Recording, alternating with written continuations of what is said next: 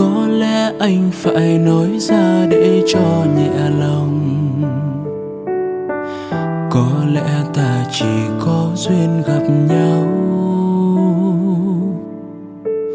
Em là người con gái anh đã yêu rất nhiều. Chắc em cũng biết điều đó phải không?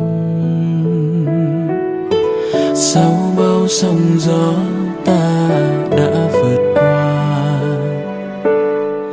Anh tưởng hạnh phúc đã đến với mình. Anh tưởng không thể có gì đổi thay.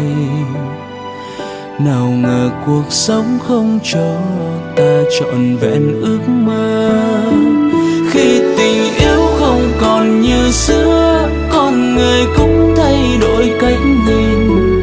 Và giờ em nhìn anh chỉ là một người yêu cũ thôi sao? Anh là người thứ mấy trong danh sách những người em yêu? Em hãy nói thật đi, trong em anh ở vị trí bao nhiêu?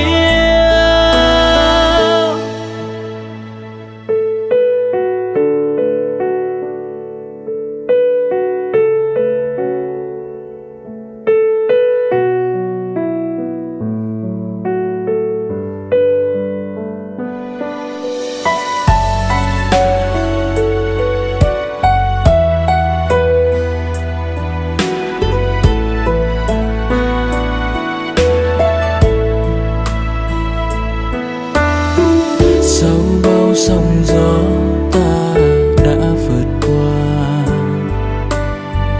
Anh tưởng hạnh phúc đã đến với mình. Anh tưởng không thể có gì đổi thay. Nào ngờ cuộc sống không cho ta trọn vẹn ước mơ. Khi tình yêu không còn như xưa, con người cũng thay đổi cách nhìn.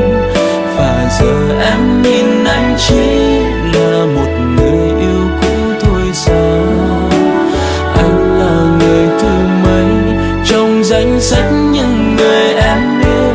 Em hãy nói thật đi, trong em anh ở vị trí bao nhiêu? Đối với anh, nếu không thể đến bên nhau thì đó vẫn là một hạnh phúc ngỡ anh trân trọng. Mặc dù không được bao lâu, dù đối phương kia là ai, chỉ cần đã một lần chạm vào trái tim anh sẽ giữ trọn niềm yêu thương.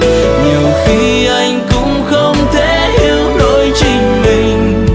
Có lẽ anh sẽ phải quên một cuộc tình, chắc sẽ phải tình giấc thôi. Khi tình yêu không còn như xưa, con người cũng thay đổi cách nhìn. Và giờ em nhìn anh chỉ là một người yêu cũ thôi sao? Anh là người thứ mấy trong danh sách những người em yêu? Em hãy nói thật đi, trong em anh ở vị trí bao nhiêu?